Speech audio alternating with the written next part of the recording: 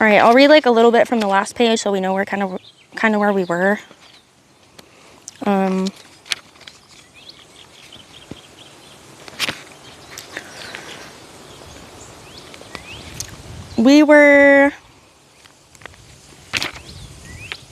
We're in Eleanor's house.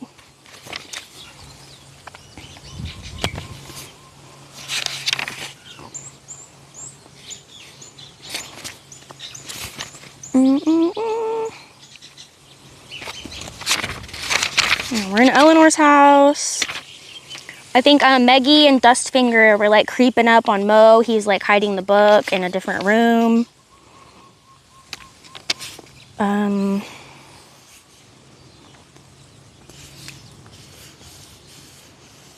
Blah, blah, blah. Mo stopped. Oh, Maggie was like following Mo, tiptoeing behind him. He stopped. She almost ran into him. Blah, blah, blah. Oh, Eleanor started coming. She snuck into the bedroom to hide, and it ended up being Eleanor's room. Okay, I'll just start from like here.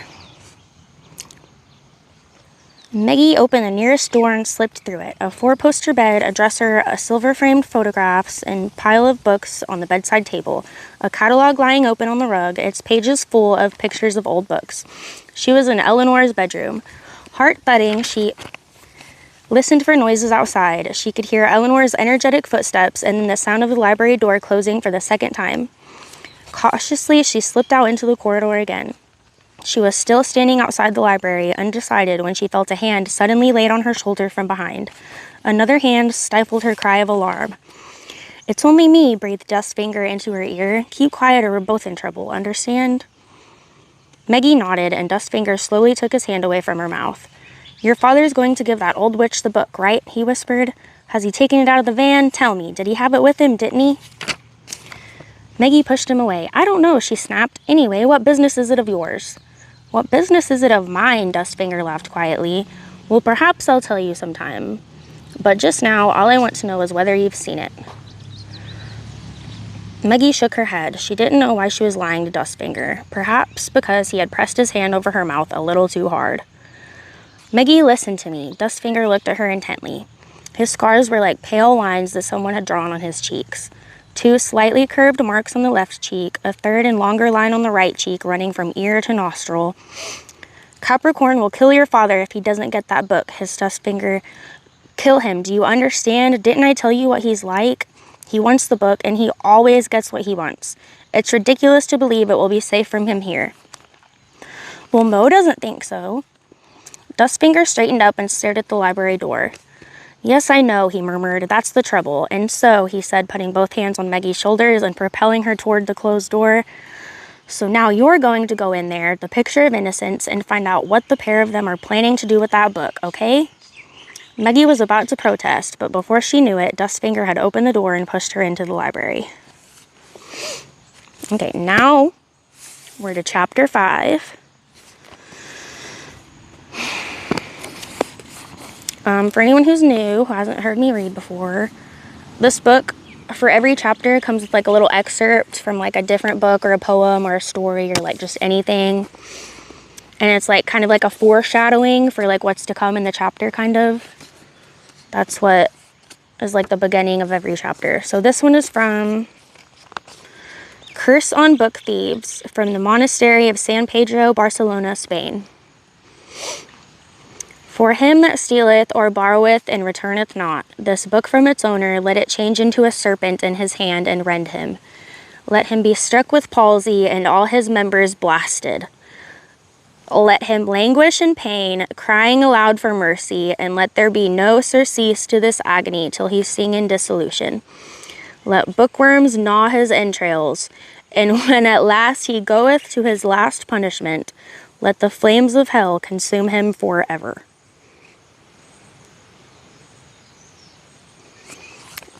Damn, okay, just for stealing something, I guess. Fuck, don't steal, guys.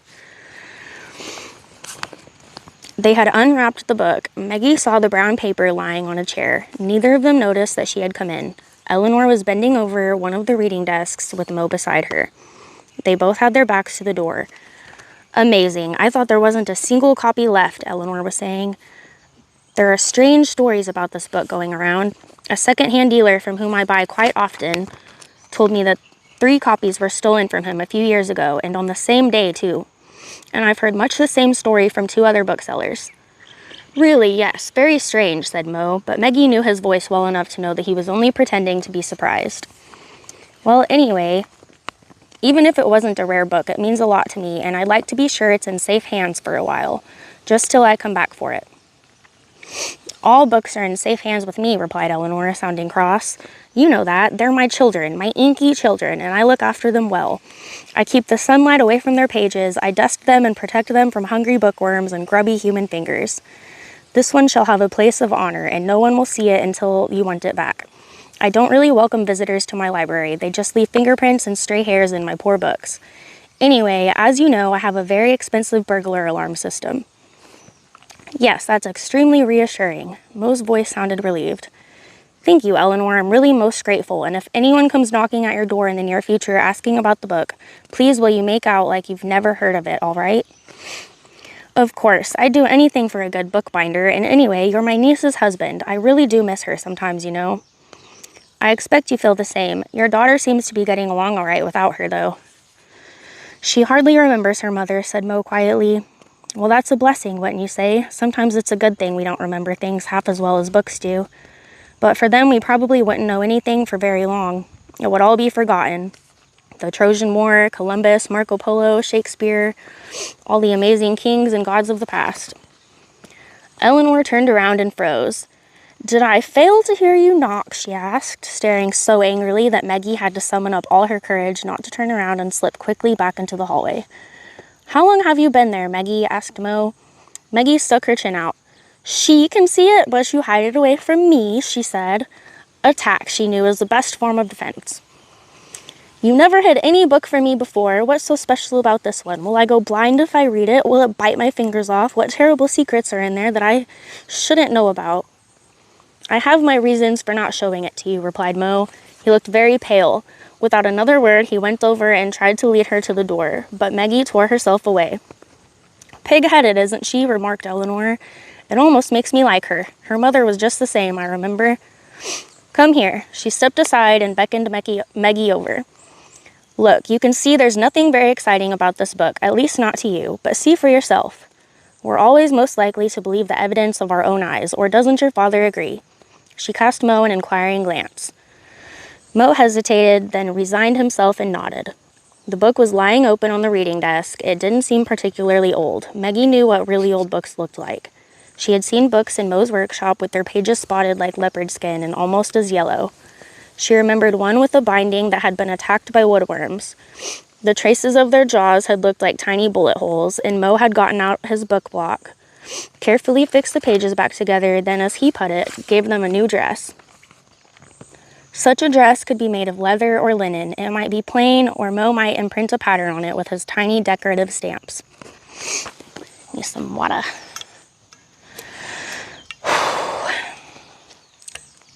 Ow, I didn't open it.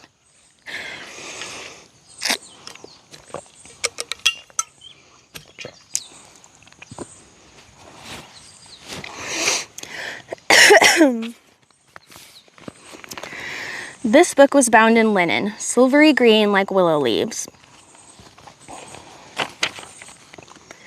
The edges of the pages were slightly roughened, and the paper was still so pale that every letter stood out clear and black.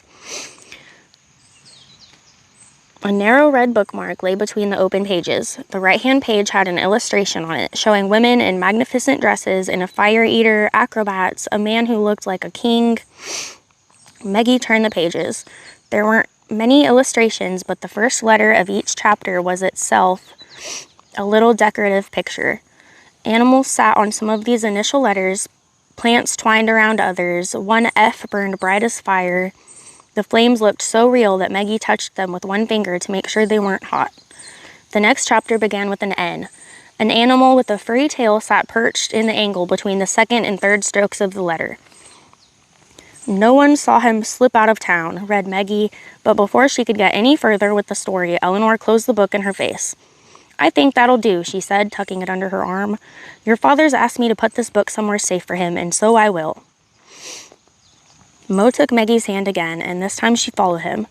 Please forget that book, Maggie, he whispered. It's an unlucky story. I'll get you 100 others. Maggie just nodded. Before Mo closed the door behind them, she caught a last glance of Eleanor standing there looking at the book lovingly, the way Mo sometimes looked at her when he put her to bed in the evening. Then the door was closed. Where will she put it? Asked Maggie as she followed Mo down the corridor. Oh, she has some very good hiding places for such things, replied Mo evasively, but they're a secret, as hiding places should be. Suppose I show you your room now. My cover's like ripping off all the way. I'm gonna have to tape the whole thing. He was trying to sound carefree and not succeeding particularly well. It's like a room in an expensive hotel, no much better. Sounds good, murmured Maggie, looking around, but there was no sign of Dustfinger. Where had he gone? She had to ask him something at once. That was all she could think of while Mo was showing her the room and telling her that everything was all right now. He just had to do his bookbinding work, then they'd go home. Maggie nodded and pretended to be listening, but her mind was full of the question she wanted to ask Dustfinger. It burned her lips so fiercely that she was surprised Mo didn't see it there. When Mo left her to go and get their bags from the camper van, Maggie went into the kitchen. But Dustfinger wasn't there either. She even looked for him in Eleanor's bedroom, but however many doors in the huge house she opened, there was no sign of him. Finally, she was too tired to go on searching. Mo had gone to bed long ago, and Eleanor had disappeared into her own bedroom. So Maggie went to her room and lay down on the big bed. She felt very lost in it, like a dwarf, as if she had shrunk. Like Alice in Wonderland, she thought, patting the floral sheets. Otherwise, she liked the room. It was full of books and pictures, and there was even a fireplace, although it looked as if no one had used it for at least 100 years. Maggie swung her legs out of bed again and went over to the window. Outside, night had fallen long ago, and when she pushed the window shutters open, a cool breeze blew on her face. The only thing she could make out in the dark was the gravel forecourt in front of the house. A lamp cast pale light over the gray and white pebbles. Mo's striped van stood beside Eleanor's gray car like a zebra lost in a horse's stable. Maggie thought of the house they had left in such a hurry, and her room there, and school where her desk would have been empty today. She wasn't sure whether she felt homesick or not. She left the shutters open when she went back to bed. Mo had put her book box beside her. Wearily, she took out a book and tried to make herself a nice nest in its familiar words, but it was no good. Again and again, the thought of that other book blurred the words. Again and again, Maggie saw the big initial letters before her. Large, colorful letters surrounded by figures whose story she didn't know because the book had time to tell it to her. The book hadn't had time to tell it to her. I must find Dustfinger, she thought sleepily. He must be here somewhere. But then the book slipped from her fingers and she fell asleep. The sun woke her the next morning. The air was still cool from the night before, but the sky was cloudless. And when Maggie leaned out of the window, she could see the lake gleaming in the distance beyond the branches of the trees. The room Eleanor had given her was on the first floor. Mo was sleeping only 2 doors farther along, but Dustfinger who had to make do with an attic room. Maggie had seen it when she was looking for him yesterday. It held nothing but a narrow bed surrounded by crates of books towering up to the rafters. Mo was already sitting at the table with Eleanor when Maggie came down to the kitchen for breakfast, but Dustfinger wasn't there. Oh, he's had breakfast already, said Eleanor sharply when Maggie asked about him, along with some animal like a Pomeranian dog. It was sitting on the table and it spat at me when I came into the kitchen. I wasn't expecting anything like that. I made it clear to your peculiar friend that flies are the only animals I'll allow anywhere near my kitchen table, and so he took the furry creature outside. Why would you rather have flies at your kitchen table than a cute little furry animal?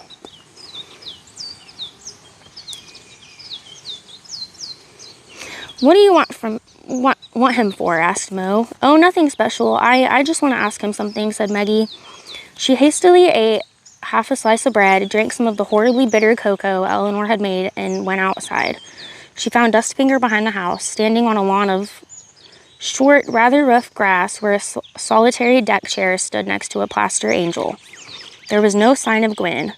A few birds were quarreling among the red flowers of a flower bush, and there stood Dustfinger looking lost to the world and juggling. Meggie tried to count the colored balls. 4, 6, 8. He plucked them out of the air so swiftly that it made her dizzy to watch him. He stood on one leg to catch them casually, as if he didn't even have to look. Only when he spotted Meggie did a ball escape his fingers and roll at her feet. Meggie picked it up and threw it back. "Where did you learn to do that?" she asked. "It looked, well, wonderful." Dustfinger made her a mocking bow. There was that strange smile of his again. "That's how I earn my living," he said, "with the juggling and a few other things." "How can you earn a living that way?" "At markets and fairs and children's birthday parties." "Did you ever go to one of those fairs where people pretended that they're still living in medieval times?" Meggie nodded. Yes, she had once been to a fair like that with Mo. There had been wonderful things there, so strange they might have come from another world, not just another time. Mo had bought her a box decorated with brightly colored stones and a little fish made of shiny green and gold metal, with a mouth wide open and a jingle in its hollow body that rang like a little bell when you shook it. The air had smelled of freshly baked bread, smoke, and damp clothes, and Meggie had watched a smith making a sword and had hidden behind Mo's back from a woman in a witch's costume.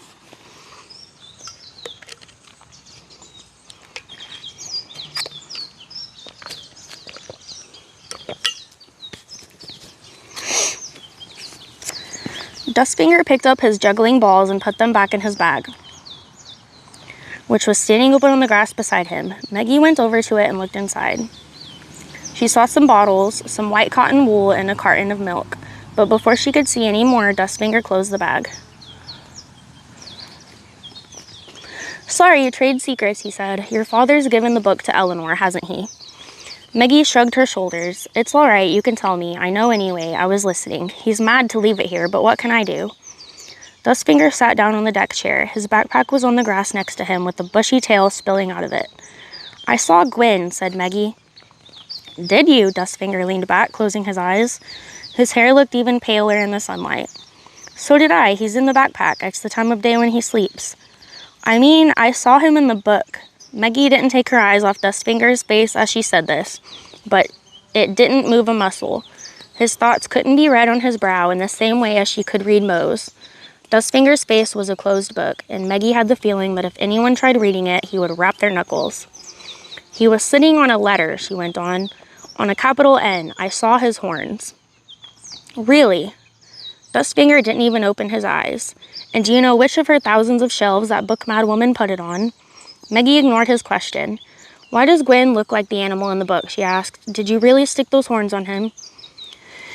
Dustfinger opened his eyes and blinked up at the sun. Did I?" he inquired, looking at the sky. A few clouds were drifting over Eleanor's house. The sun disappeared behind one of them, and its shadow fell across the green glass like an ugly mark. "Does your father often read aloud to you, Meggie?" asked Dustfinger. Meggie looked at him suspiciously, then she knelt down beside the backpack and stroked Gwen's silky tail. "No," she said, "but he taught me to read when I was 5. "Ask him why he doesn't read aloud to you," said Dustfinger, "and don't let him put you off with excuses." "What do you mean?" Meggie straightened up, feeling cross. "He doesn't like reading aloud, that's all." Dustfinger smiled. Leaning out of the deck chair, he put one hand into the backpack.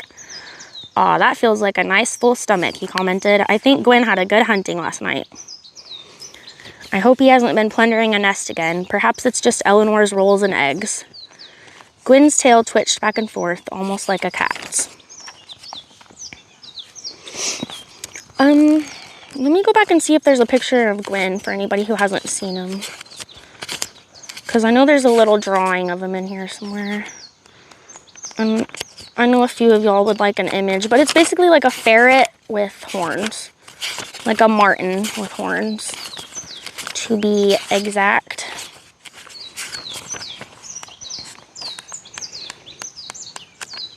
I thought it had a picture in here like way sooner.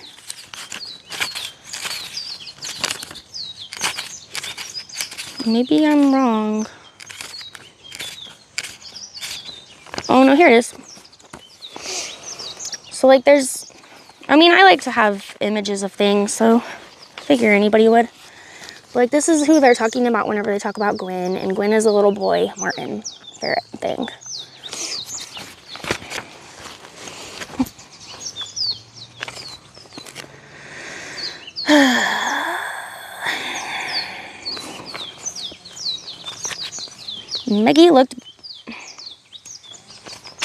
Maggie looked at the backpack with distaste. She was glad she couldn't see Gwen's muzzle. There might still be blood on it. Dustfinger leaned back in Eleanor's deck chair. Shall I give you a performance this evening? Show you what the bottles, the cotton wool, and all the other mysterious things in my bag are for? He asked without looking at her. It has to be dark for that, pitch dark. Are you scared to be outdoors in the middle of the night? I have hiccups again, sorry. Of course not, said Maggie, offended, although she really was not happy at all to be out in the dark. But first, tell me why you stuck those horns on Gwen, and tell me what you know about the book.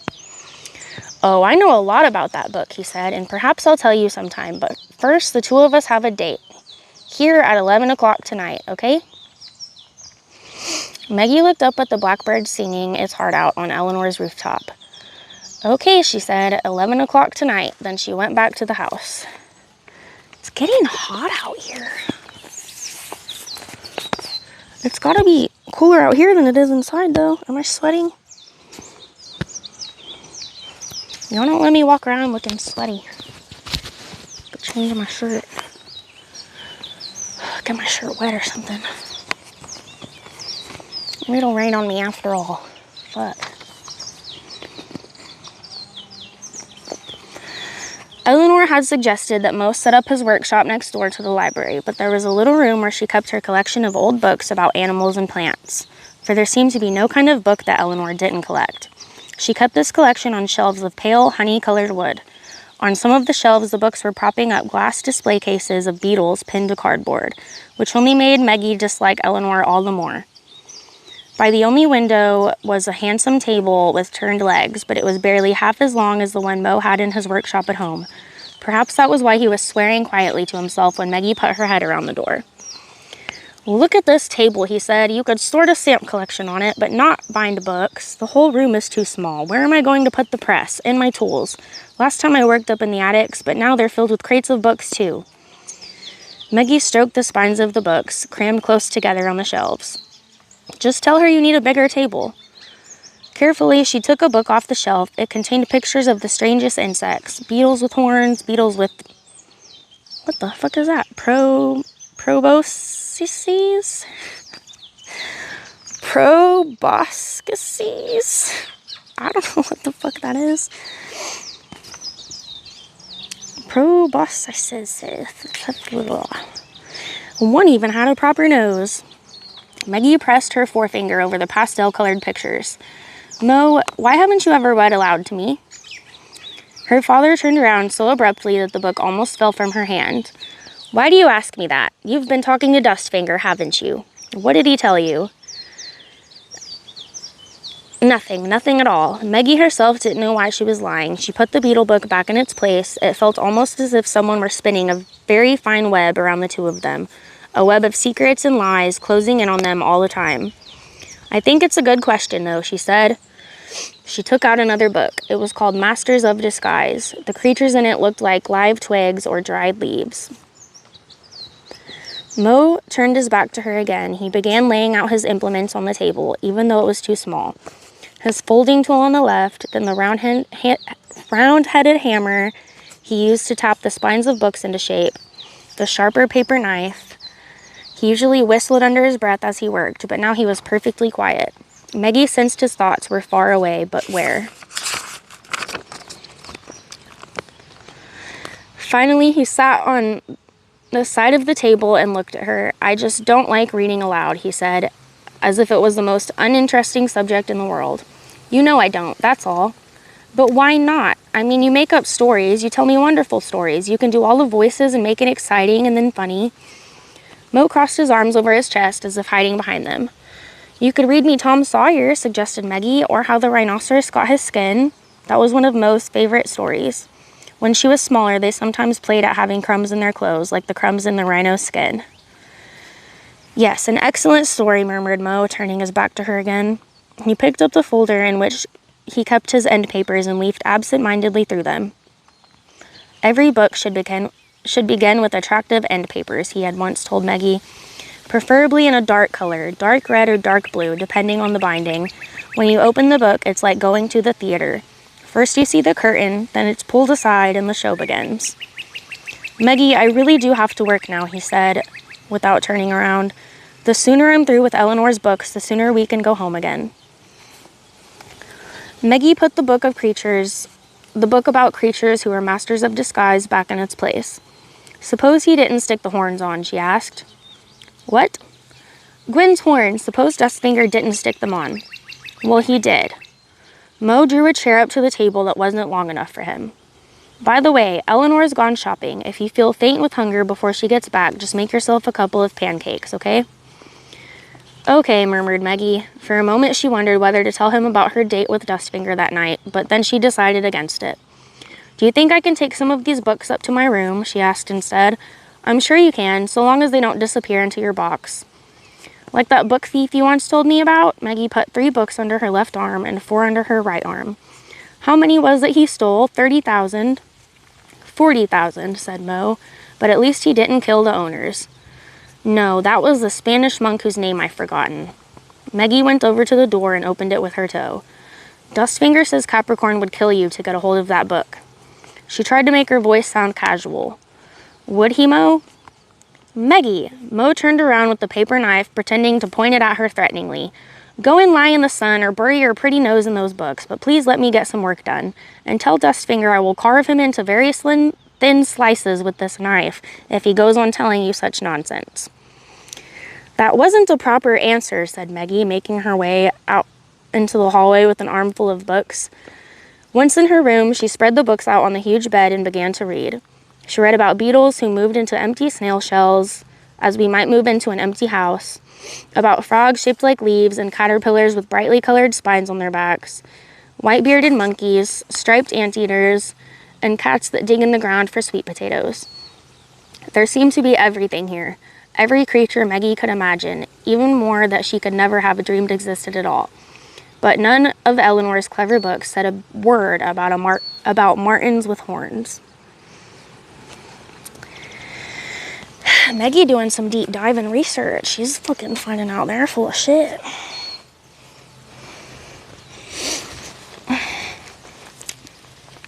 Okay.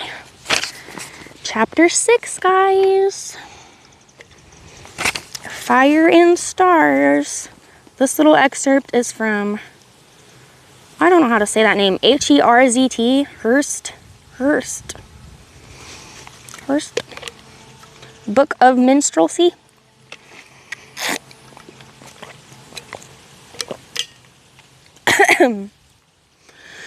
So along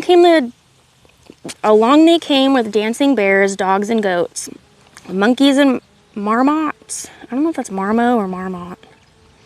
Walking the tightrope, turning somersaults both backward and forward, throwing daggers and knives and suffering no injury when they fell on their points and blades, swallowing fire and chewing stones, doing tricks with magic goblets and chains under cover of cloak and hat, making puppets fence with each other, trilling like nightingales, screaming like peacocks, calling like deer, wrestling and dancing to the sound of the double flute. Okay. The day passed slowly. Maggie saw Mo only in the afternoon when Eleanor came back from doing her shopping, and half an hour later gave them spaghetti with some kind of pre-made sauce. I'm afraid I have no patience with toiling over a stove, she said as she put the dishes on the table. Perhaps our friend with the furry animal can cook? Dustfinger merely shrugged his shoulders apologetically. Sorry, I'm no use to you that way. Mo cooks very well, said Maggie, stirring the thin, watery sauce into her spaghetti. Mo's here to restore books, not to cook for us, replied Eleanor sharply. What about you, though? Maggie shrugged. I can make pancakes, she said. Why don't you get some cookbooks? You have books of every other kind. I'm sure you'd find cookbooks helpful. Eleanor didn't even deign to reply to this suggestion.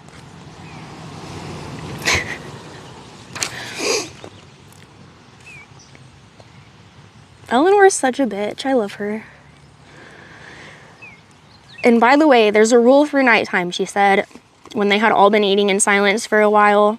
I won't have candlelight in my house. Fire makes me nervous. It's far too greedy for paper. It's like, she was sitting there waiting while they were eating, all silently enjoying their little watery spaghetti she made. And she's like, oh, and by the way, no candlelight in the middle of the night.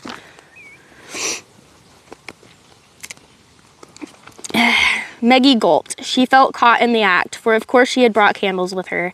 They were on her bedside table upstairs, where Eleanor must have seen them. However, Eleanor was looking not at Maggie, but at Dustfinger, who was playing with the box of matches.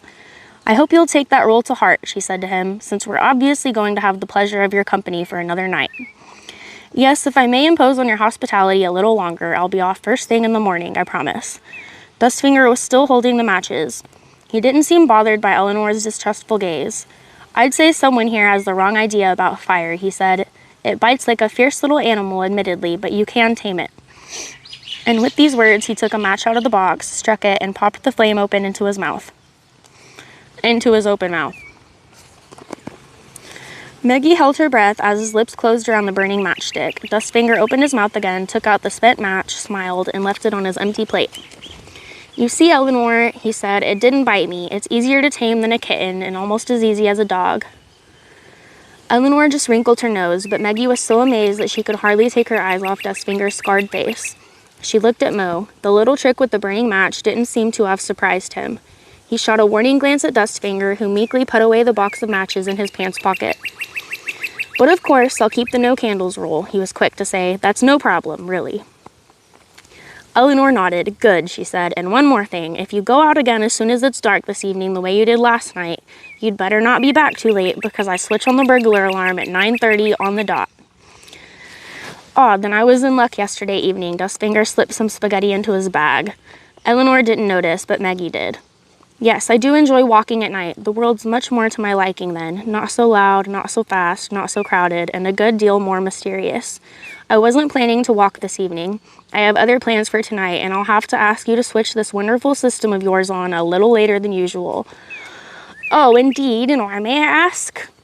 Dustfinger winked at Maggie. Well, I've promised to put on a show for this young lady, he said. It begins about an hour before midnight.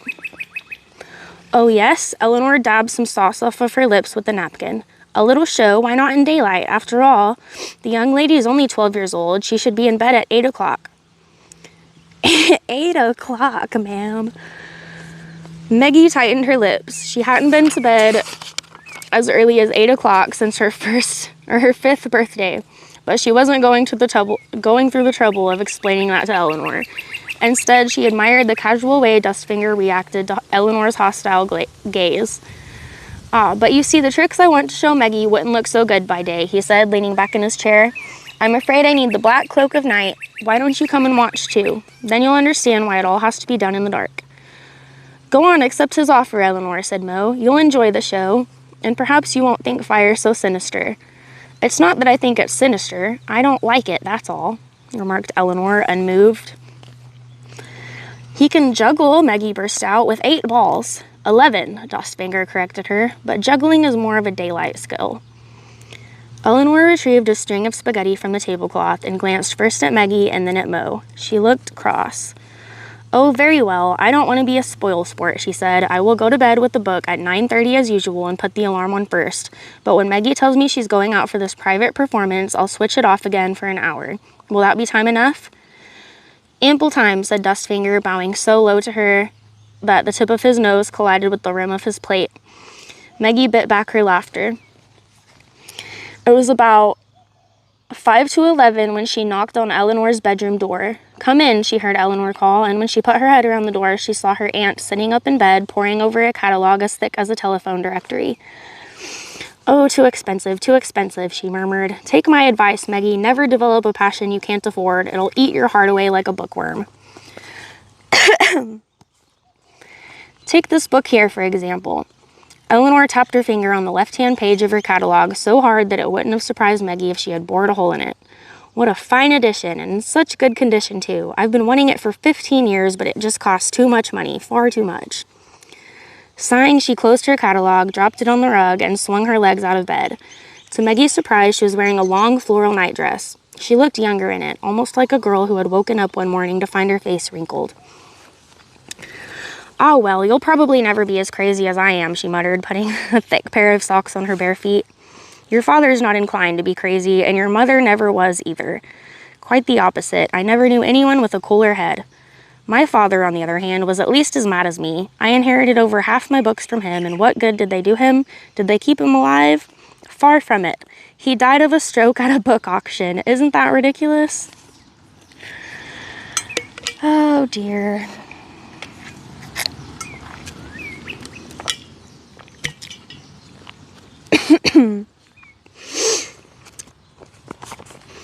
With the best will in the world, Maggie didn't know what to say to that. "My mother," she asked instead. "Did you know her well?" Eleanor snorted as if she had asked a silly question. "Of course I did. It was here that your father met her. Didn't he ever tell you?" Maggie shook her head. "He doesn't talk about her much." "Well, probably better not. Why probe old wounds? And you're not particularly like her. She painted that sign on the library door. Come on then, or you'll miss this show of yours." She's so rude. Maggie followed Eleanor down the unlit corridor. For a moment, she had the odd feeling that her mother might step out of one of the many doors, smiling at her. There was hardly a light on in the whole vast house, and once or twice Maggie bumped her knee on a chair or a little table that she hadn't seen in the gloom. "Why is it so dark everywhere here?" she asked as Eleanor felt around for the light switch in the entrance hall. "Because I'd rather spend my money on books than unnecessary electricity," replied Eleanor. "It smells like a cookout."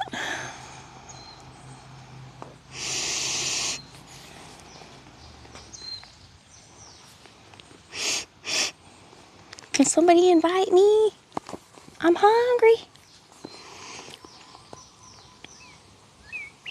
"Because I'd rather spend my money on books than unnecessary electricity," replied Eleanor, looking at the light she had turned on as if she thought the stupid thing should go easy on the power. Then she made her way over to a metal box fixed to the wall near the front door and hidden behind a thick, dusty curtain.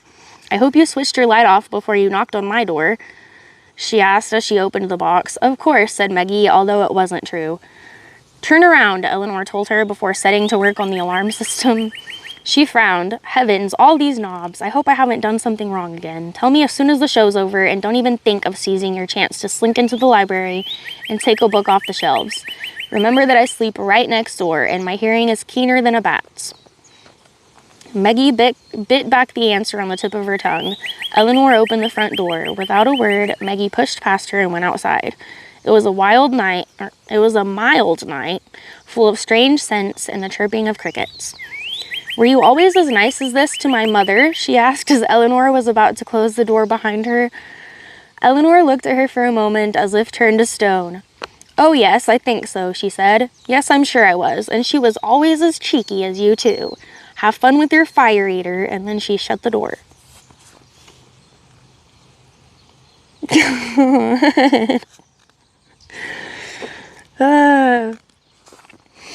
As Maggie was going through the dark garden behind the house, she suddenly heard unexpected music. It filled the night air as if it had been only waiting for Maggie's footsteps. Strange music, a carnival mixture of bells, pipes, and drums, both boisterous and sad. Maggie wouldn't have been surprised to find a whole troop of fairground entertainers waiting for her on the lawn behind Eleanor's house. But only Dustfinger stood there. He was waiting where Maggie had found him that afternoon. The music came from a cassette recorder on the grass beside the wooden deck chair. Dustfinger had placed a garden bench on the edge of the lawn for his audience. Lighted torches were stuck into the ground to the right and left of it, and 2 more were burning on the lawn, casting quivering shadows into the night. The shadows danced across the grass like servants conjured up by Dustfinger from some dark world for this occasion specifically. He himself stood there bare-chested, his skin as pale as the moon, which was hanging in the sky right above Eleanor's house, as if it, too, had turned up especially for Dustfinger's show. When Maggie emerged from the darkness, Dustfinger bowed to her. "Sit down, pretty lady," he called over the music. "We were all just waiting for you." Shyly, Maggie sat down on the bench and looked around her. The 2 dark glass bottles she had seen in Dustfinger's bag were standing on the deck chair. Something whitish shimmered in the bottle on the left, as if Dustfinger had filled it with moonlight. A dozen torches with white wadding heads were wedged between the wooden rungs of the chair, and beside the cassette recorder stood a bucket and a large, big-bellied vase. Something in my eye. Which, if Maggie remembered correctly, came from Eleanor's entrance hall. For a moment, she let her eyes wander to the windows of the house. There was no light in Moe's bedroom. He was probably still working. But one floor below, Maggie saw Eleanor standing at her lighted window. The moment Maggie looked her way, she drew the curtain, as if she had felt Maggie watching her. But she still stayed at the window. Her shadow was a dark outline against the pale yellow curtain. Do you hear how quiet it is? Dustfinger switched off the recorder. The silence of the night fell on Maggie's ears, muffled as if by cotton wool. Not a leaf moved. There was nothing to be heard but the torches crackling and the chirping of the crickets. Dustfinger switched the music back on. I had a private word with the wind, he said. There's one thing you should know. If the wind takes it into his head to play with fire, then even I can't tame the blaze. But it gave me its word of honor to keep still tonight and not spoil our fun. So saying, he picked up one of the torches from Eleanor's deck chair. He sipped from the bottle with the moonlight in it and spat something whitish out into the big vase.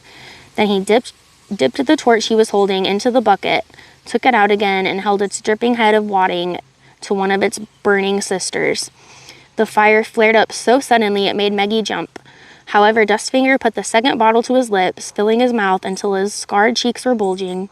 Then he took a deep, deep, deep breath, arched his body like a bow, and spat whatever was in his mouth out into the air above the burning torch. A fireball hung over Eleanor's lawn, a bright, blazing globe of fire. It ate away at the darkness like a living thing. It was so big, Maggie felt sure everything around it would go up in flames. The grass, the deck chair, and Dustfinger himself. But he just spun around and around on the spot, exuberant as a dancing child, breathing out more fire. He made the fire climb high in the air as if to set the stars alight. Then he lit a second torch and ran its flame over his bare arms. He looked as happy as a child playing with a pet animal.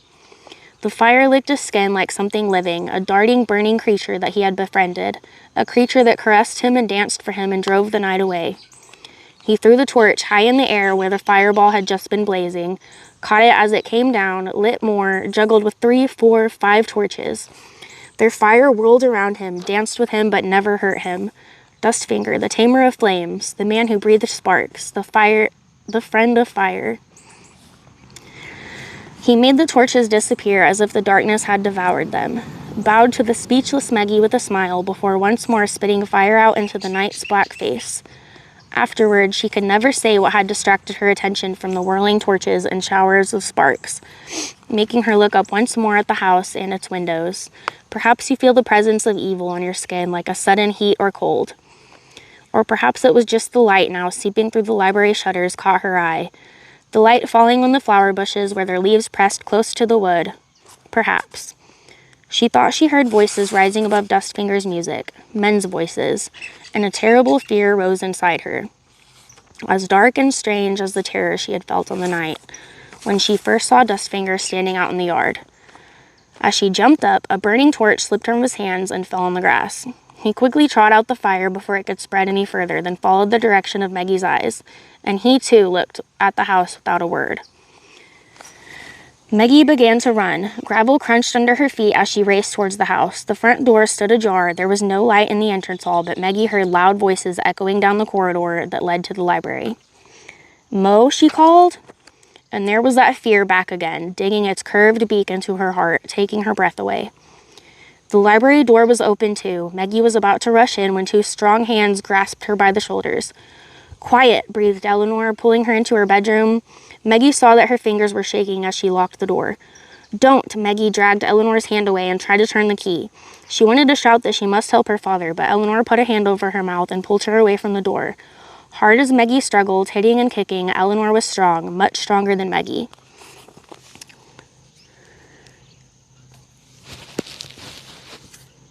What?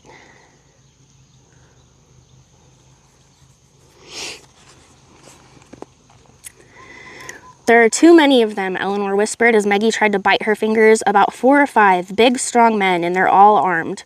She hauled the struggling Maggie over to a wall by the bed. I've told myself 100 times, 1,000 times, I ought to buy a revolver, she muttered, pressing her ear to the wall.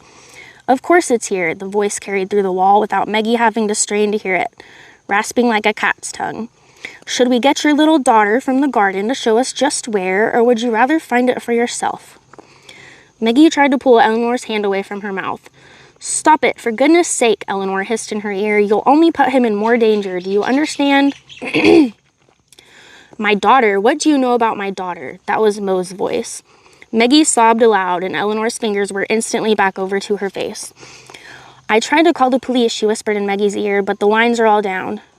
Oh, we all know what we need to know, the other voice said again. So where's the book?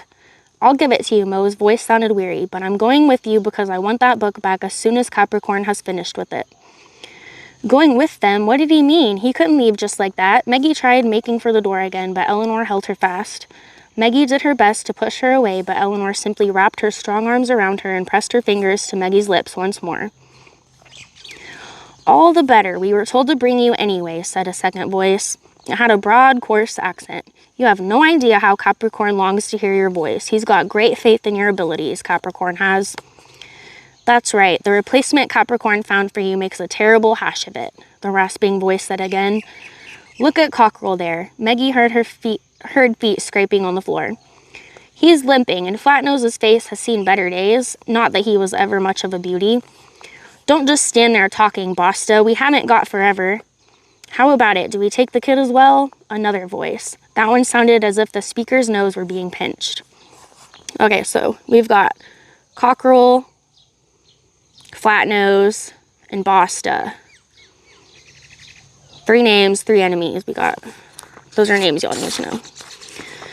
No, Mo snapped at him. My daughter stays here, or I won't give you the book. One of the men laughed. Oh yes, Silver Tongue, you'd give it to us all right, but don't worry. We weren't told to bring her. A child would just slow us down, and Capricorn has been waiting for you for long enough already. So where's that book? Maggie pressed her ear to the wall so hard that it hurt.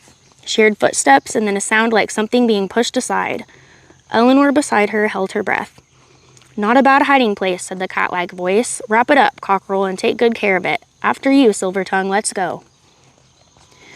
They left the library. Maggie tried desperately to wriggle out of Eleanor's arms. She heard the sound of the library door closing and then steps moving away, getting fainter and fainter.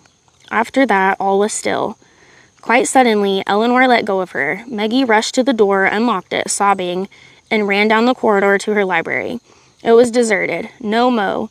The books stood ranged tidily on their shelves, except in one place where there was a wide, dark gap.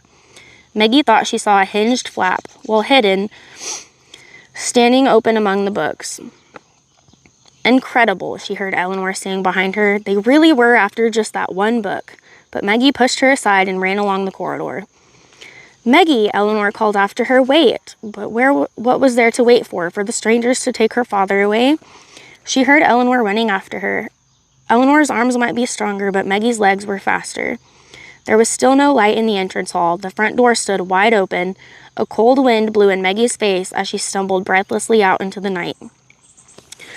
Mo, she shouted. She thought she saw car headlights come on where the drive disappeared into the trees and an engine started.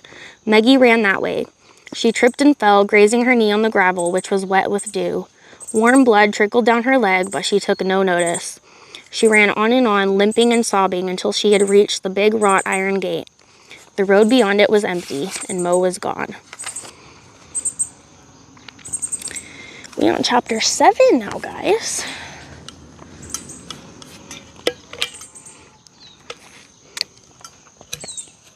Hey, Astro Leo.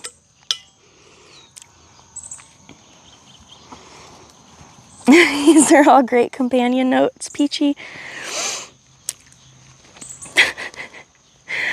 Peachy, you're so confusing. You're something. You could not care. What the Night Hides, chapter 7. This little excerpt, this is like a 1-page chapter, but this little excerpt is from, it just says Arab proverb.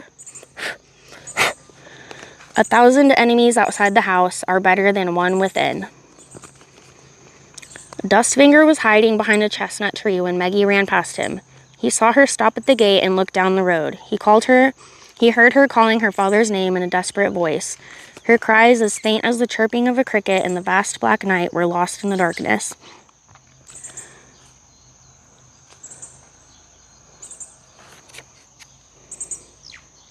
It looks kind of burnt. I look like I got kind of pink right here.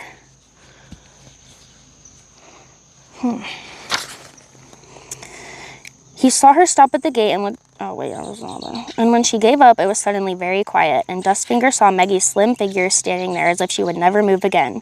All her strength seemed to have forsaken her, as if the next gust of wind might blow her away. I'll probably go put on more sunscreen after I'm done with this little chapter. She stood there so long that Dustfinger eventually closed his eyes so as not to have to look at her, but then he heard her weeping, and his face turned hot with shame. He stood there without a sound, his back to the tree trunk, waiting for Maggie to go back to the house, but she still didn't move. At last, when his legs were quite numb, she turned like a marionette with some of its strings cut and went back toward the house. She was no longer crying as she passed Dustfinger, but she was wiping the tears from her eyes, and for a terrible moment he felt the urge to go to her, comfort her, and explain why he had told Capricorn everything. But Maggie had already passed him and had quickened her pace as if her strength were returning. Faster and faster she walked until she disappeared among the black trees. Only then did Dustfinger come out from behind the tree, put his backpack on his back, pick up the 2 bags containing all his worldly goods, and stride off towards the gate, which was still open. The night swallowed him up like a thieving fox.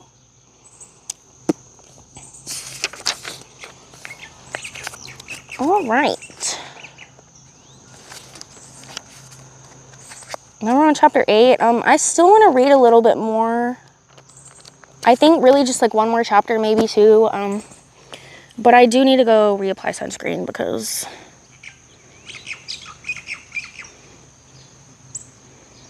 it's looking kind of pink. So I'll be right back, guys. I'm going to take chat with me though. So I can still hear you guys and y'all can still hear me.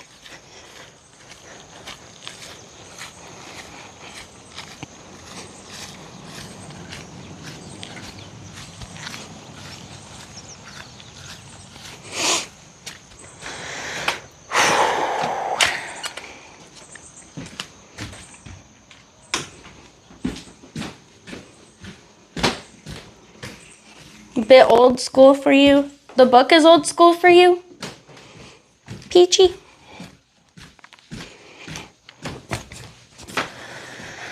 Okay. See what kind of burns I got going on here. I think I'm pretty okay. I think I just missed a little bit on my. It looks like where I was like washing my hands is where it got burnt. A little pink, anyways. I'm not really burnt.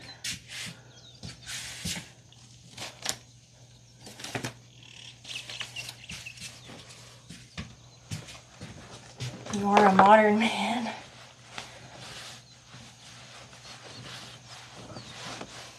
Oh, it's kind of hot. I need the fan on for a second here. It's usually pretty way hotter in the house than it is outside. Whew.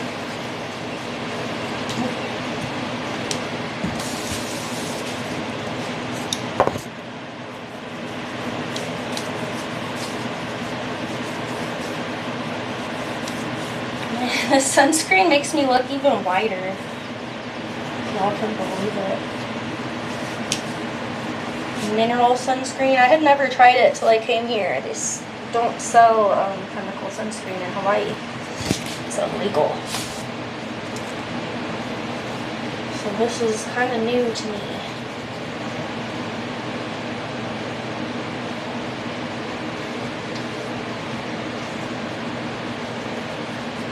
This kind leaves like a white cast on your skin, so it like makes me look even whiter, which is just fucking great. I mean, you know, look like I'm not already pale enough. God, I look like Voldemort now.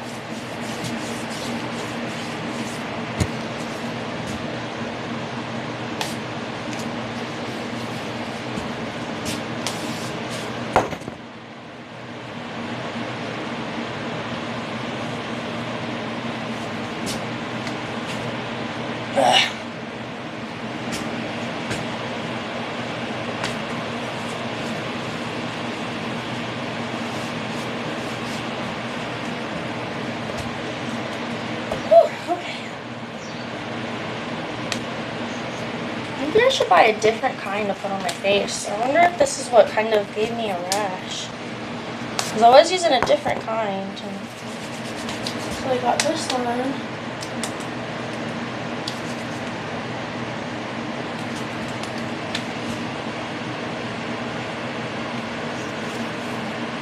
Some dude is in my head. What?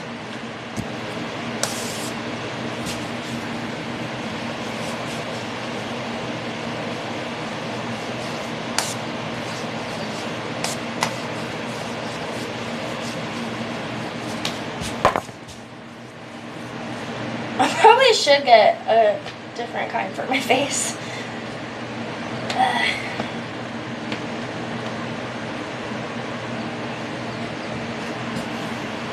Okay, I'm about done, guys. About to come out. I'm gonna read one more chapter, maybe two.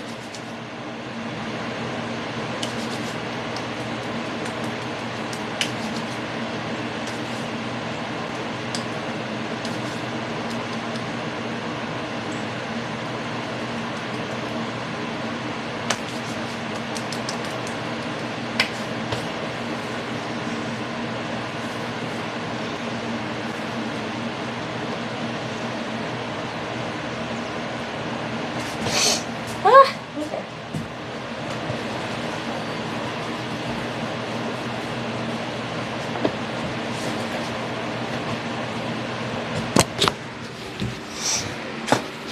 Hopefully I got that. What's that, Bitcoin?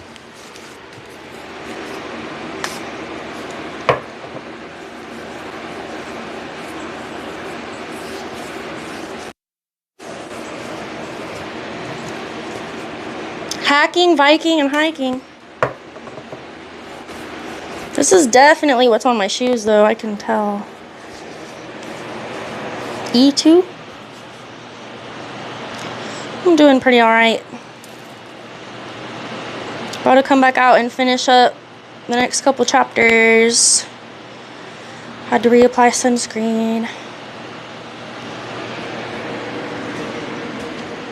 I really do look so much paler with this shit.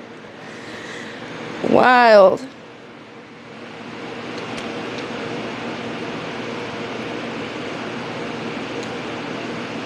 I'm in Hawaii, Bitcoin. I made it.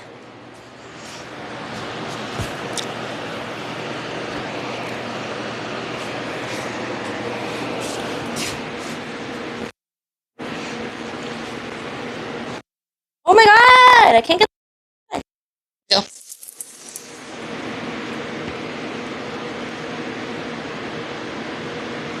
I'm coming. I'm in the bedroom. I had to put on sunscreen. Coming, I'm coming. Oh, lizard.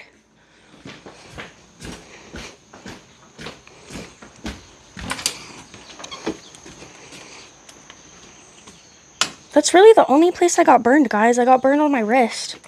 It had to have been because I washed my hands.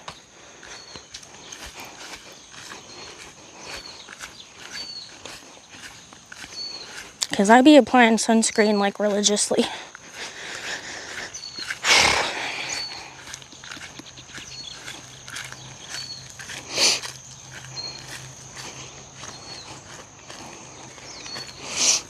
Okay.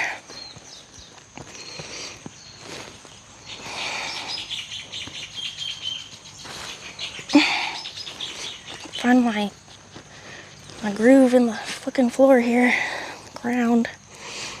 Some spots are just softer than others. You gotta like feel for it. Damn, this ant is carrying a big ass dead bug. Oh, he's carrying a big ass dead ant. Aw, it's kind of depressing. It's like carrying his little brother. Soldier. Why are you all on my blanket? Go away. Away. I know the red one's here, no joke. Bite the fuck out of you. Sting the fuck out of you.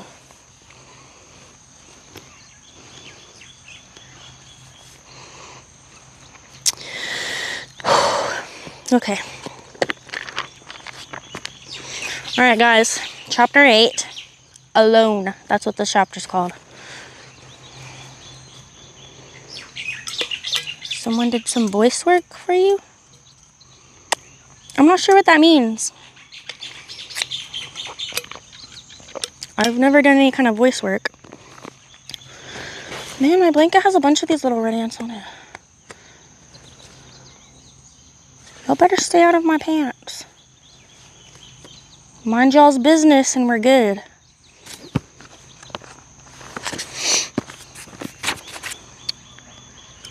Okay, this little excerpt is from Roald Dahl's The Witches.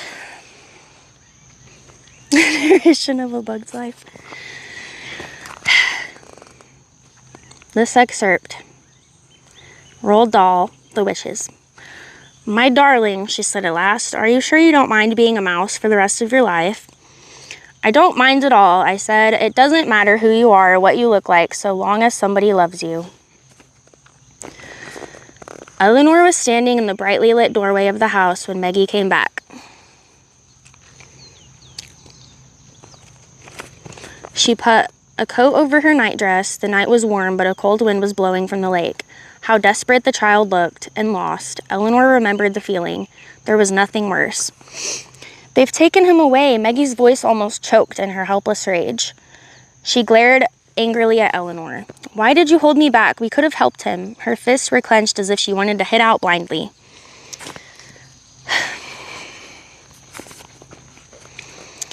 Eleanor remembered that feeling too. Sometimes you want to lash out at the whole world, but it did no good. None at all. The grief remained. Don't talk such nonsense, she said bluntly. How could we have helped him? They'd have just taken you too. And how would your father have liked that? Would it have done him any good? No. So don't stand around here any longer. Come indoors. But Maggie didn't move. They're taking him to Capricorn, she whispered, so softly that Eleanor could hardly make out what she was saying.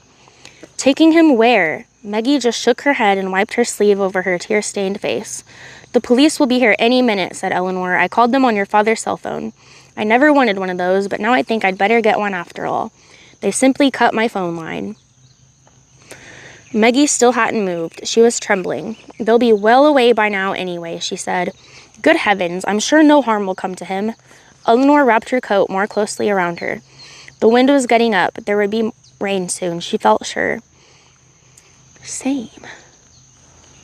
Swear.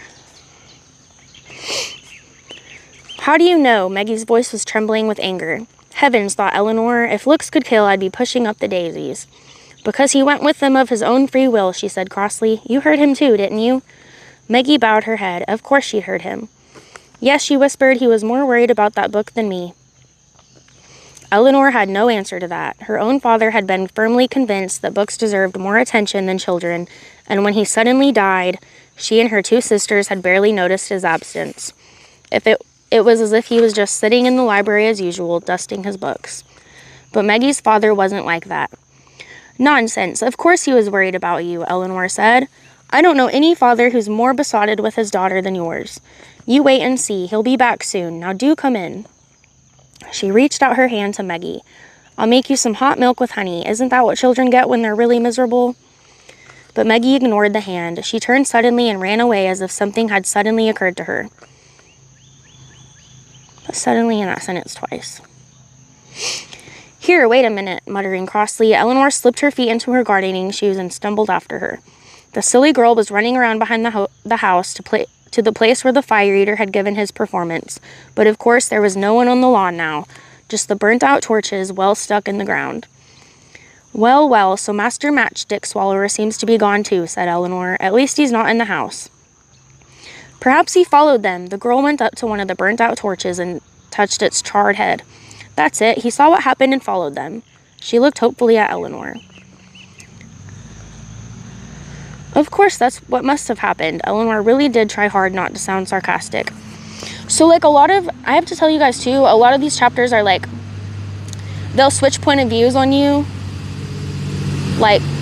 Just kind of, it doesn't really let you know, but some of them will be out of Eleanor's point of view, but most all of the book is from Maggie's point of view and the next two books.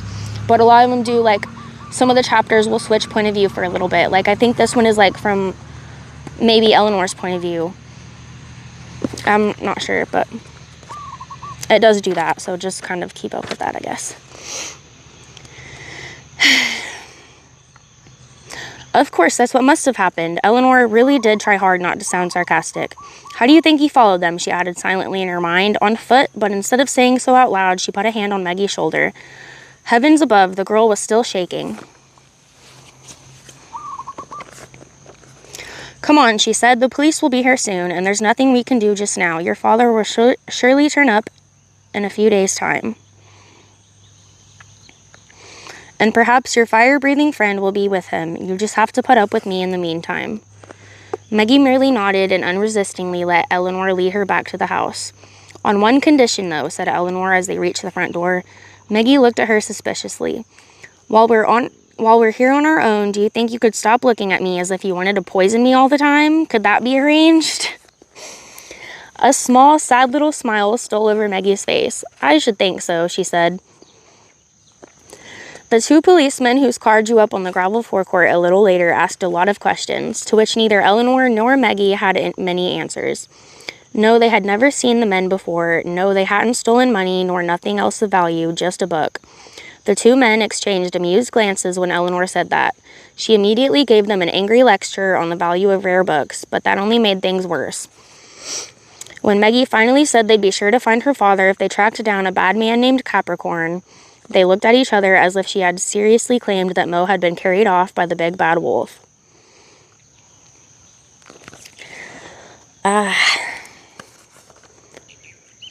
Then they drove away again, and Eleanor took Maggie to her room. The silly child had tears in her eyes once more, and Eleanor hadn't the faintest idea of how you go about comforting a girl of 12, so she just told her, "Your mother always slept in this room," which was probably the worst thing she could have said. She quickly added, "Read a story if you can't get to sleep." Her dark throat... What the fuck am I reading? Read a story if you can't get to sleep. Cleared her throat twice, and then went back through the dark, empty house to her own room. Why did it suddenly strike her as so big and so empty? In all the years she had lived alone here, it had never troubled her to know that only her books awaited her behind all the doors. It was a long time since she had her sisters and played hide-and-seek in the many rooms. How quietly they always had to slip past the library door.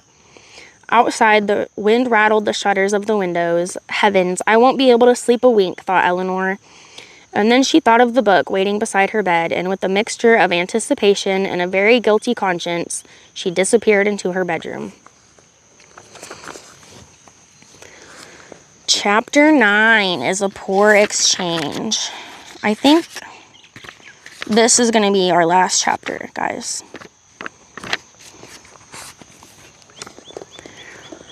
This excerpt is from, it says Solomon Eagle.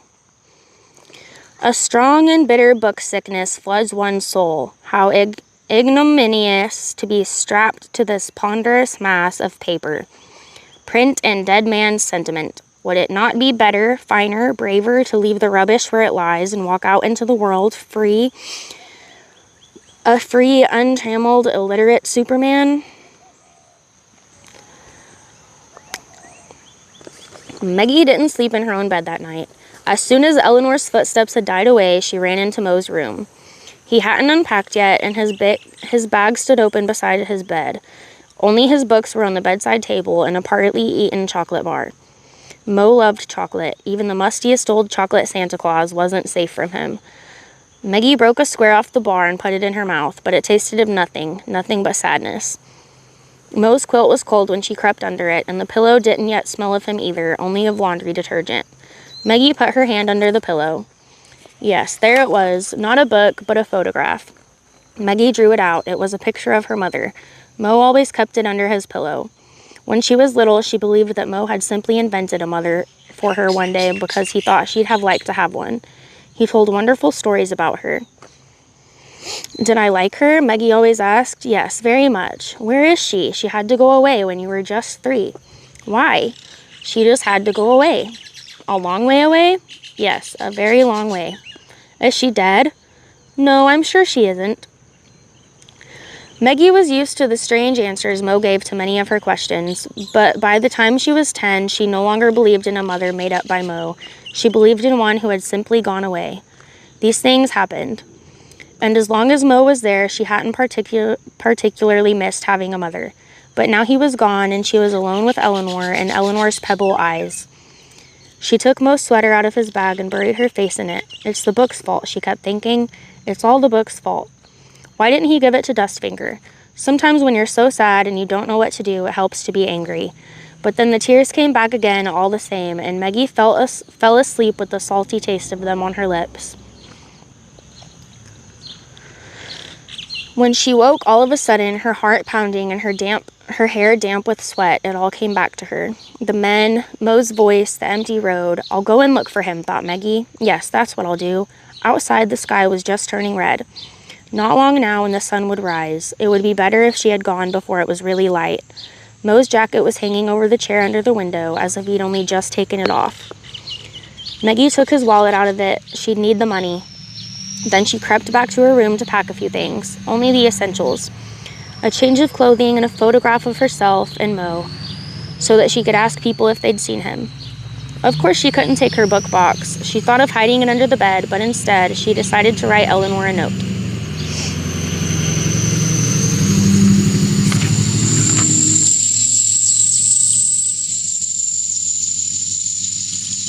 That truck is very scheduled. They come at like they pass by the same time every morning and every night. You always know it's that truck because it's whistly.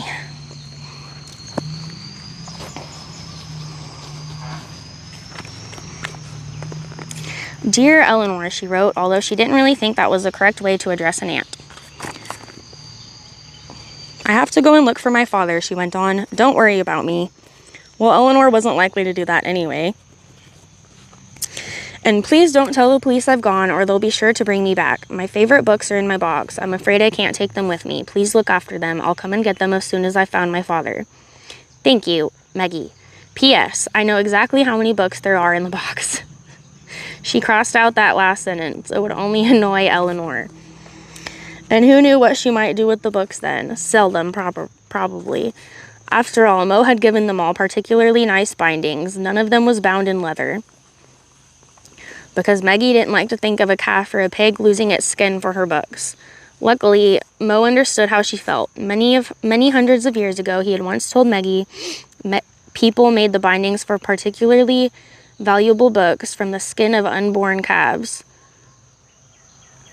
Charta virgini non nata. A pretty name for a terrible thing. And those books, Mo had told her, were full of the most wonderful words about love and kindness and mercy. Ain't that usually how the fuck that shit works? Man. While Maggie was packing her bag, she did her best not to think, because if she did, she knew she'd have to ask herself where she was going to search for Mo. She kept pushing the thought away, but all the same, her hand slowed down, and at last she was standing beside her packed bag, no longer able to ignore the cruel little voice inside her. Well then, where are you going to look, Maggie? It whispered. Are you going to turn left or right when you reach the road? You don't even know that. How far do you think you'll get before the police pick you up? A 12-year-old girl carrying a bag with a wild story about a father who's disappeared and no mother they can take her back to. Maggie put her hands over her ears, but what use was that when the voice was inside her head? She stood like that for quite a long time. Then she shook her head until the voice stopped and dragged her bag out into the corridor. It was heavy, much too heavy. Maggie opened it again and put almost everything back in her room. She kept only a sweater, a book. She had to have at least one. The photo and Mo's wallet. Now she should carry the bag as far as she had to. She slipped quietly downstairs with the bag in one hand and the note for Eleanor in the other. The morning sunlight was already filtering through the cracks of the shutters, but it was as silent as the big house, as if even the books on the shelves were sleeping. Only the sound of quiet snoring came through Eleanor's bedroom door. Maggie really meant to push the note under the door, but it wouldn't fit. She hesitated for a moment, then pressed the handle down. It was light in Eleanor's bedroom, even though the shutters were closed. The bedside lamp was switched on, so obviously Eleanor had gone to sleep while she was reading. She was lying on her back with her mouth slightly open, snoring at the plaster angel on the ceiling above her. and she was clutching a book to her chest. Maggie recognized it at once. Oh no, this bitch didn't. She was beside the bed in an instant. "Where did you get that?" she shouted, tugging the book out of Eleanor's arms, which were heavy with sleep. "That's my father's." Eleanor woke us suddenly as if Maggie had poured cold water over her face. "You stole it," cried Maggie, beside herself with rage, "and you brought those men here. Yes, that's what happened. You and that Capricorn are in this together. You had my father taken away, and who knows what you did with poor Dustfinger. You wanted that book from the start. I saw the way you looked at it, like something alive. It's probably worth $1 million, or $2 million, or $3 million. Eleanor was sitting up in bed, staring at the flowers on her nightdress and not saying a word. She didn't move until Maggie was struggling to get her breath back. "Finished?" she asked. "Or are you planning to stand there yelling your head off until you drop dead?" Her voice sounded as brusque as usual, but it had another note in it too, a touch of guilt. "I'm going to tell the police," cried Maggie. "I'll tell them you stole the book, and they ought to ask you where my father is." "I saved you and this book." Eleanor swung her legs out of bed, went over to the window, and opened the shutters. "Oh yes? And what about Mo?" Maggie's voice was rising again. "What's going to happen when they realize he gave them the wrong book? It's all your fault if they hurt him. Dustfinger said Capricorn would kill him if he didn't hand over the book. He'll kill him." Eleanor put her head out of the window and took a deep breath. Then she turned around again. "What nonsense." She said angrily, "You think far too much of what that matchstick eater says. You've obviously read too many bad adventure stories. Kill your father, heavens above. He's not a secret agent or anything dangerous like that. He restores old books. It's not exactly a life-threatening profession. I just wanted to take a look at the book in peace. That's the only reason I swapped it. How could I guess those villains would come here in the middle of the night to take your father away along with their precious book? And all he told me was that some crazy collector had been badgering him for that book for years. How was I to know this collector wouldn't shrink from breaking and entering, not to mention kidnapping? Even I wouldn't think up an idea like that. Well, maybe just for 1 or 2 books in the world I might. But that's what Dustfinger said. He said Capricorn would kill him." Maggie was clutching the book tightly, as if that were the only way of preventing yet more misfortunes from creeping out of it. It was as if she suddenly remembered Dustfinger's voice again, and the little creature's screeching and struggling, she whispered, would be as sweet as honey to him. "What? Who are you talking about now?" Eleanor perched on the edge of the bed and made Maggie sit down beside her. "You'd better tell me everything you know about this business. Begin at the beginning." Maggie opened the book and leafed through the pages until she found the big N with the animal that looked like Gwen sitting on it. "Maggie, I'm talking to you." Eleanor shook her roughly by the shoulders. "Who were you talking about just now?" "Capricorn." Maggie just whispered the name. Danger seemed to cling to it, to every single letter of it. "Capricorn, go on." "I've heard you mention that name a couple of times before, but who, for goodness sake, is this Capricorn?" Maggie closed the book, stroked the binding, and looked at it from all sides. "It doesn't give the title on the cover," she murmured. "No, not on the cover or inside." Eleanor rose and went to her closet. "There are a good many books where you can't find the title right away. After all, it's a relatively modern habit to put it on the cover. When books were still bound so that spines curved inward, the title might be on the side, if anywhere, but in most cases you found it only when you opened the book. It wasn't until bookbinders learned to make rounded spines that the title moved to the cover of the book."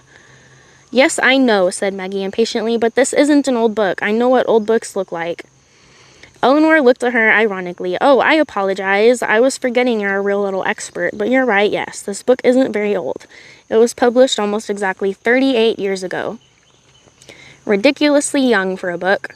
She disappeared behind her open closet door.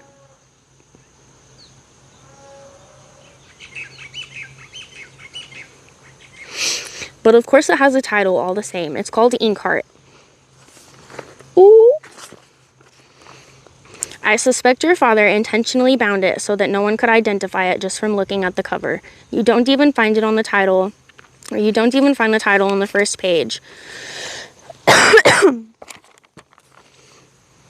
I didn't realize I just coughed right into my mic. "And when you look carefully, you see that he's removed it, the title page."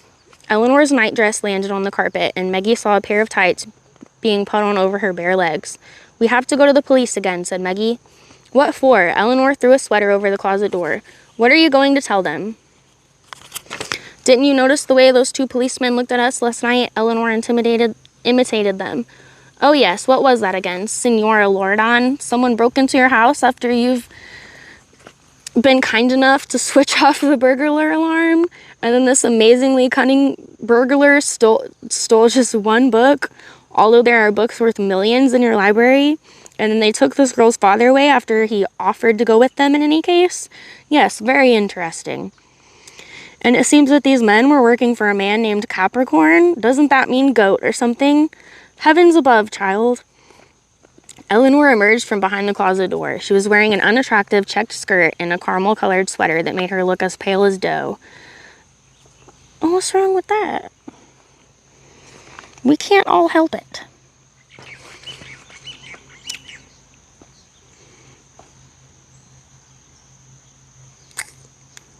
Where'd it go? Fuck. Everyone living around this lake thinks I'm crazy, and if we go back to the police with the story, then the news that Eleanor Loredon has finally flipped will be all over the place, which just goes to show that a passion for books is extremely unhealthy. I don't like that it's so cloudy now because I can't tell where the sun is, and you can definitely still get burned. Like cloud burn and stuff. I don't think this sunscreen works as good as my other sunscreen. Which is kind of unfortunate. I'm used to chemical, and this is mineral sunscreen. I don't think it's as efficient.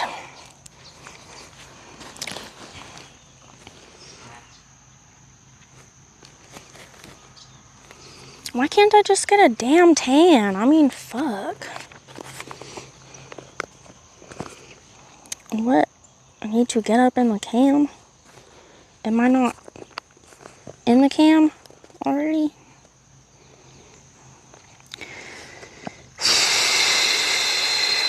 You dress like an old granny, said Maggie.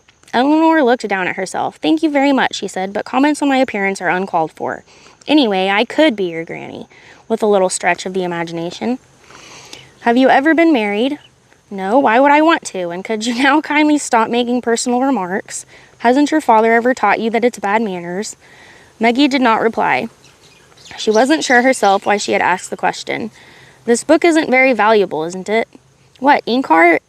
Eleanor took it from Maggie's hand, stroked the binding, and then gave it back. I think so, although you won't find a single copy in any of the catalogs or lists of valuable books. But I'm sure that many collectors would offer your father a great deal of money if word got around that he has what may be the only copy. Actually, I found out quite a lot about it, and I believe it's not just a rare book, but a good one too. I can't give an opinion on that. I scarcely managed a dozen pages last night. When the first fairy appeared, I fell asleep. I was never particularly keen on stories full of fairies and dwarves and all that stuff. Eleanor went around behind the closet door again, obviously to look at herself in a mirror. Maggie's comment on her clothes seemed to be bothering her after all. Yes, I think it is very valuable, she repeated thoughtfully, although it's almost forgotten now. Hardly anyone seems to remember what it's about. Hardly anyone seems to have read it. You can't even find it in libraries. But now and then these strange stories about it do crop up. They say it's been forgotten only because all the copies that still existed were stolen. I expect that that's nonsense. Although it's not just plants and animals that die out, so do books. Quite often, I'm sorry to say. I'm sure you could fill 100 houses like this. Hiccups again. Like this one to the roof with all of the books that have disappeared forever.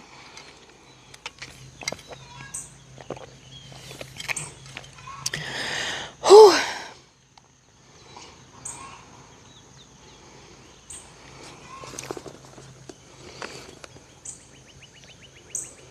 Eleanor closed the closet door again and pinned up her hair with clumsy fingers. As far as I know, the author's still alive, but obviously he's never done anything about getting his book reprinted, which strikes me as odd. I mean, you write a story so that people will read it, don't you? Well, perhaps he doesn't like his own story anymore, or perhaps it just sold so badly that no publisher was willing to bring it out again. How would I know? All the same, I don't think they stole it just because it's valuable, muttered Maggie. You don't, Eleanor laughed out loud. My word, you really are your father's daughter. Mortimer could never imagine people doing something bad for money because money has never meant much to him. Do you have any idea what a book can be worth? Maggie looked crossly at her. Yes, I do, but I still don't think that's the reason. I do, and Sherlock Holmes would think so too. Have you ever read those books, by the way? Wonderful stuff, especially on rainy days. Eleanor slipped on her shoes. She had strangely small feet for such a sturdily built woman. Perhaps there's some kind of secret in it, murmured Maggie, thoughtfully caressing those close printed pages. You mean something like invisible messages written in lemon juice or a map hidden in one of those pictures showing where to find treasure? Eleanor sounded so sarcastic that Maggie felt like wringing her short neck. Why not? Maggie closed the book again and put it firmly under her arm. Why else would they take Mo too? The book would have been enough. Eleanor shrugged her shoulders. Of course she can't admit she never thought of that. Maggie told herself scornfully. She always has to be right. Eleanor looked at Maggie as if she had guessed her thoughts. Listen, I tell you what, why don't you read it, she said. You really might find something that you don't think belongs in the story. A few extra words here, a couple of unnecessary letters there, and there's your secret message. The signpost pointing to the treasure. Who knows how long it will be before your father comes back. You'll have to do something to pass the time here. Before Maggie could answer that one, Eleanor bent to pick up a piece of paper lying on the carpet beside her bed. It was Maggie's goodbye note. She must have dropped it when she saw the book in Eleanor's arms. What on earth's this? Asked Eleanor when she read it, frowning. You were planning to go and look for your father? Where, for heaven's sake? You're even more foolish than I thought. Maggie pressed Inkheart close to her. Who else is going to be looking for him? She said. Her lips began to tremble, and there wasn't a thing she could do about it.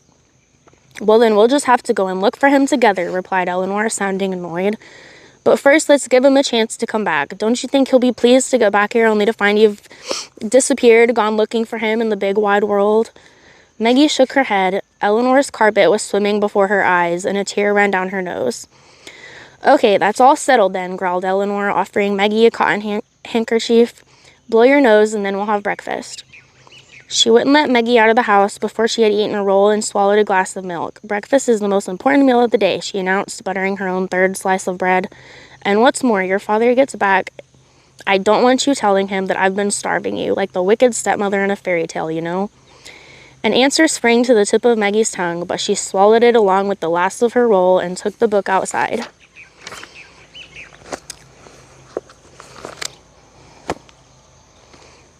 We're done today, guys. On page 90. I could do one more chapter. This one's only like 3 pages. I think I will just do this one more because I really wanted to get to page 100. And this chapter is only like 3 pages. So I'm going to do this one more and then we're done, okay? Okay, this excerpt is from The Princess Bride. I love that book, that movie, that whatever, both. The Princess Bride by William Goldman. Look, grown-ups, skip this paragraph. I'm not about to tell you this book has a tragic ending. I already said in the very first line how it was my favorite in all the world. But there's a lot of bad stuff coming.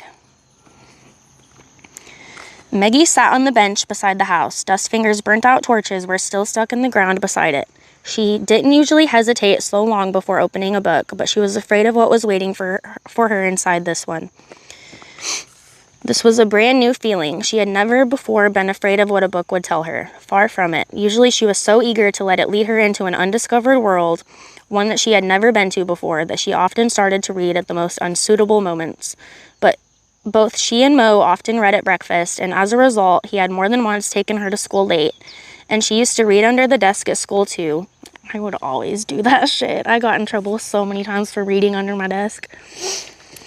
And late at night in bed until Mo pulled back the covers and threatened to take all the books out of her room so that she'd get enough sleep for once.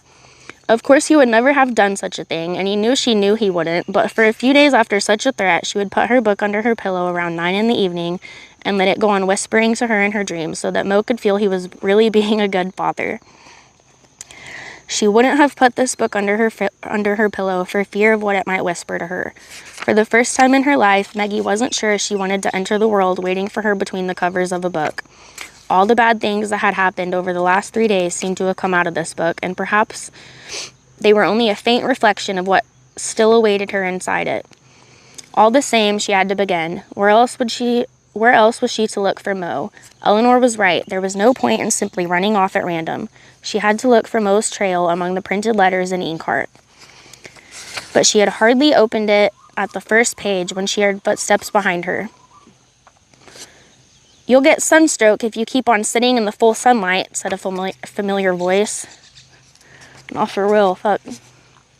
Maggie spun around. Dustfinger made her a bow. Of course, his face wore its usual smile. "Well, what a surprise," he said, leaning over her shoulder and looking at the open book in her lap. "So it's here after all. You've got it." Maggie was still looking uncomprehendingly at his scarred face. How could he stand there acting as if nothing had happened? "Where have you been?" she snapped. "Didn't they take you too? And where's Mo?" "Where have they taken him?" She couldn't get the words out fast enough, but Dustfinger took his time answering. He examined the bushes all around as if he had never seen anything like them before. He was wearing his coat, although the day was so hot that perspiration stood out in gleaming little beads on his forehead. "No, they didn't take me too," he said at last, turning his face to Maggie. "But I saw them drive off with your father. I ran after them, right through the undergrowth. A couple of times I thought I'd break my neck going down that wretched slope. But I got to the gate just in time to see them driving off south.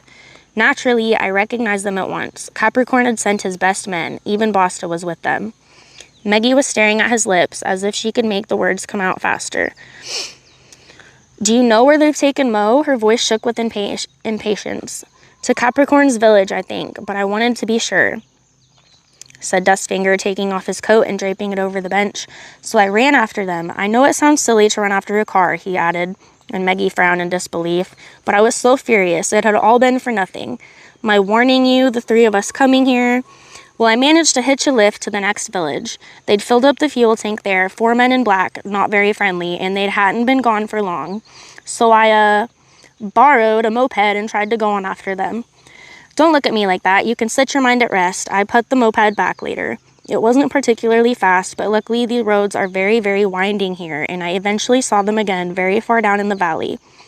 While I was still making my way around the bends above them, so then I was sure they were taking your father to Capricorn's headquarters. Not to one of his hideouts further south, but straight to the lion's den." "The lion's den," Maggie repeated. "Where is it?" "About 300 kilometers south of here, I'd say." Dustfinger sat down on the bench beside her and blinked as he peered at the sun. "Not far from the coast." Once again, he looked at the book still lying on Maggie's lap. They're in, Italy, if y'all are wondering." Once again, he looked at the book still lying on Maggie's lap. "Capricorn's not going to be pleased when his men bring him the wrong book," he said. "I only hope he doesn't take his disappointment out on your father." "But Mo didn't know it was the wrong book. Eleanor swapped them in secret." There they came again, those infuriating tears. Maggie wiped her eyes on her sleeve. Dustfinger wrinkled his brow, looking at her as if he wasn't sure whether to believe her. "She says she just wanted to look at it. She had it in her bedroom. Mo knew the secret place where she'd hidden it, and because the book they took was wrapped in brown paper, he never noticed it was the wrong one. And Capricorn's men didn't check either." "Of course not. How could they?" Dustfinger's voice was full of scorn. "They can't read. One book is just like any other to them, just printed paper. Anyway, they're used to being given anything they want." Maggie's voice was shrill with fear. "You must take me to that village. Please." She looked pleadingly at Dustfinger. I'll explain everything to Capricorn and give him the book, and then he'll let Mo go, all right?" Dustfinger blinked up at the sun again. "Yes, of course," he said without looking at Maggie. "That's probably the only solution." But before he could say any more, they heard Eleanor's voice calling from the house. "Well, well, what have we here?" she cried, leaning out of her open window. Its pale yellow curtain flapped in the wind as if a ghost were caught in it. "If it isn't our friend, the matchstick swallower." Maggie jumped up and ran over the lawn toward her. "Eleanor, he knows where Mo is," she cried. "Does he indeed?" Eleanor leaned on the windowsill and scrutinized Dustfinger through narrowed eyes. "Put that book down," she snapped at him. "Maggie, take the book away from him." Taken aback, Maggie turned around. Dustfinger really was holding Inkheart, but when Maggie looked at him, he quickly put it back down on the bench. Then, with a nasty glance in Eleanor's direction, he beckoned her over. Hesitantly, Maggie went over to him. "Yes, all right, I'll take you to your father, even though it may be dangerous for me," whispered Dustfinger when she was beside him. "But she stays here, understand?"